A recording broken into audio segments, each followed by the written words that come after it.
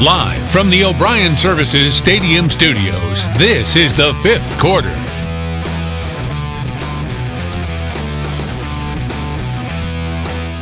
Hello everyone and welcome into the fifth quarter, brought to you each and every week of the high school football season by the O'Brien Service Company. We have a jam-packed night of action to get to across the Cape Fear, so let's get it rolling with our fifth quarter game of the week. The Topsail Pirates hosting New Hanover. The Pirates impressive in week one, but the Wildcats are never an easy out. In fact, Topsail's never beaten New Hanover, and tonight the Wildcats got off to a fantastic start. Pitched to Raz Chandler, and just watch the senior go to work, making defenders miss, leaps in for the score. He would have a monster night, but so did the Topsail defense. They would respond in a big way when they needed it most. Liam Appler has his pass picked off in the flats by Gianni Pike, and he will not be denied. It is a pick six, and the Pirates right back into the ball game.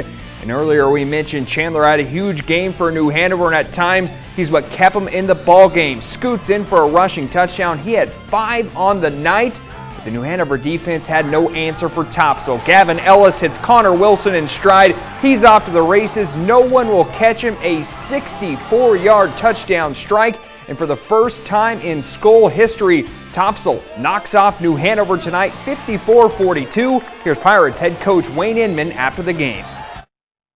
We've got 5 more games ahead of us, and each opponent that we play is going to bring their best game against us. Now I think people realize we got a pretty good football team here at Topsail, and people are going to play us tough. There ain't no doubt.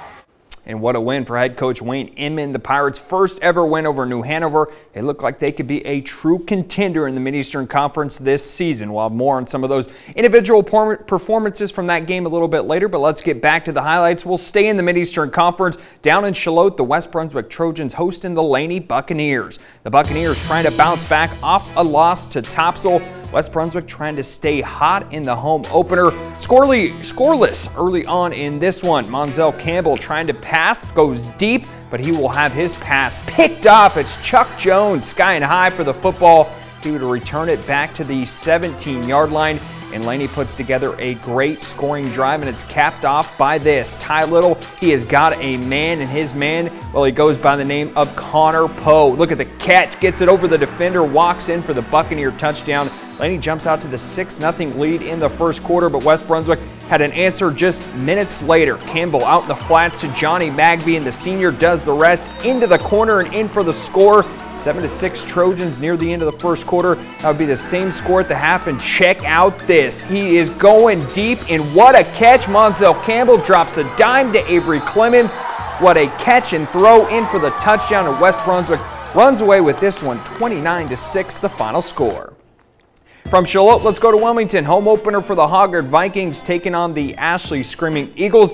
And the Vikes were off and running in the first quarter in this one. Handoff on the inside to Paul Rowland. He'll break through arm tackles, and he is off to the races. In for a Hoggard touchdown. That made it 7-0 early on, and Craig Underwood's squad wasn't slowing down anytime soon. This time they say we can do it through the air as well. Familiar connection. Gabe Johnson to his man, Conrad Newman, dropped in perfectly for the long touchdown to extend the Viking lead. And just for good measure, the Vikings say, we'll go back to the running game. This one coming in the second quarter. Behind his fullback, Elijah Thomas Frazier. Rowland takes it in the end zone. It's another touchdown for him. That made it 28-0 Hoggard before the half, and the Vikings cruise to the big win on senior night, 49-7 the final score, and those games did not disappoint. We'll have much more coming your way tonight on the fifth quarter. For the first time this season, we'll go out west, check out some of the action from the Three Rivers Conference.